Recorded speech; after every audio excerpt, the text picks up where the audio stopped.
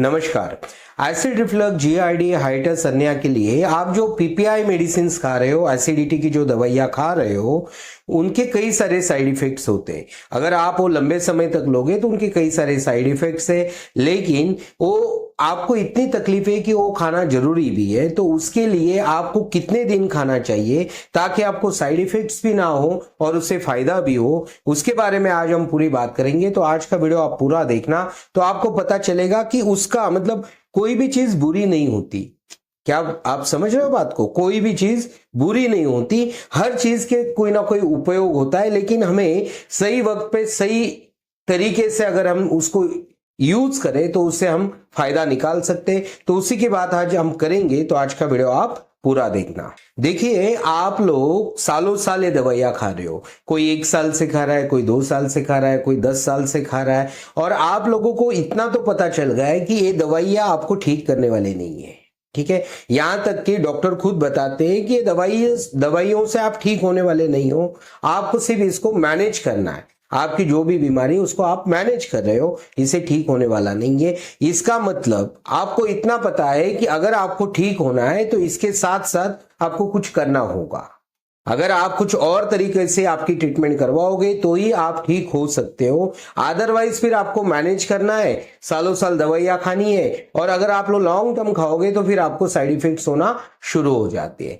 तो आज हम बात करते हैं कि आप ये दवाइयों के साथ साथ क्या कर सकते हो। देखिए, सबसे पहले आपको करना क्या है कि आपको आपका पोस्चर का एनालिसिस करना है। तो उससे आपको क्या फायदा होगा? उसे आपके लिए जो एग्जैक्ट जरूरी एक्सरसाइज है, आपके लिए जो एग्जैक्ट ब्रीदिंग टेक्निक्स है, ये चैनल पर तो वैसे बहुत सारी ब्रीदिंग टेक्निक्स है, लेकिन सभी ब्रीदिंग टेक्निक सभी के लिए नहीं है। कोई ब्रीदिंग टेक्निक किसी को चलती है, किसी को नहीं चलती है। तो आपके पोस्चर के लिए जो सही टेक्निक है वो आपको जानने के लिए आपका पोस्चर एनालिसिस करना जरूरी है। उससे क्या होगा, आपको सही टेक्निक्स मिलेगी और वो आपको ये दवाइयों के साथ साथ वो टेक्निक्स करनी है।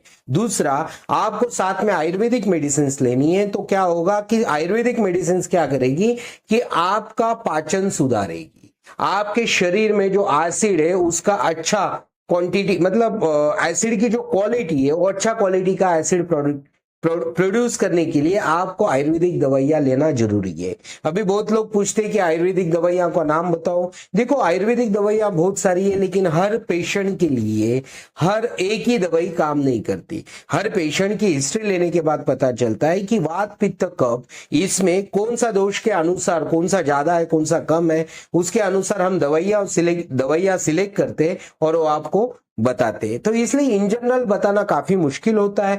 वैसे इन जनरल बताने वाले काफी सारे वीडियोस यूट्यूब पे आप देखोगे, लेकिन आप खाओगे तो कहीं ना कहीं आपको फायदा तो होगा नहीं और नुकसान भी हो सकता है। आयुर्वेदिक दवाइयां भी गलत खाने से नुकसान होता है, ये बात आपको दिमाग में रखनी है।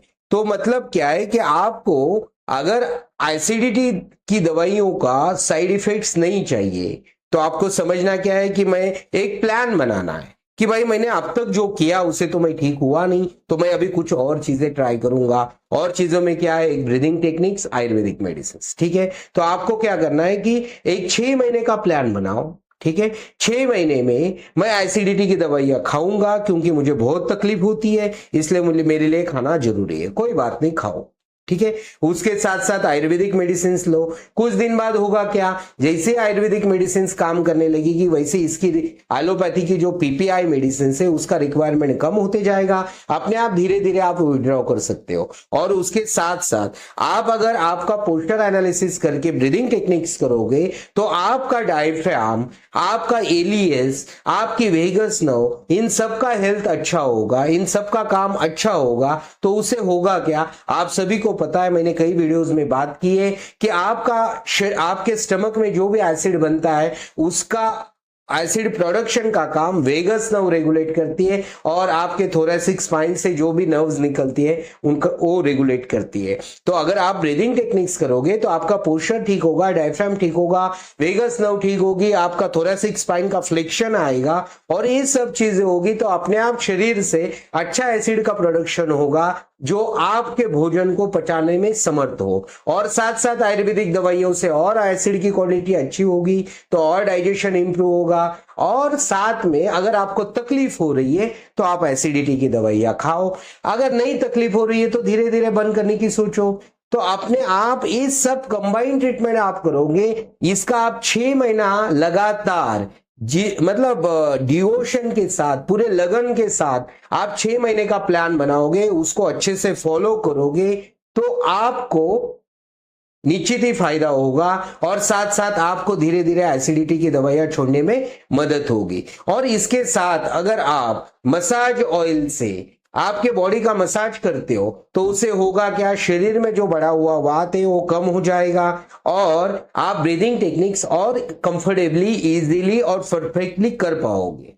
तो ओवरऑल आप समझ गए कि आपको अकेले एसिडिटी की दवाइयां ठीक नहीं कर सकती, लॉन्ग टर्म खाओगे तो साइड इफेक्ट पक्के होने वाले हैं और इससे बचना है तो कुछ समय के लिए इस्तेमाल कीजिए, साथ में ब्रीदिंग टेक्निक्स कीजिए, आयुर्वेदिक मेडिसिन लीजिए और दोनों सबका कंबाइंड ट्रीटमेंट करके आप अपने आप को बिल्कुल स्वस्थ कर सकते हो। और मैं आपको मतलब बता सकता हूं कि 6 महीने में आपको इतना काफी सुधार दिखने लगेगा तो आप अपने आप एसिडिटी के दवाइयों को छुट्टी करोगे।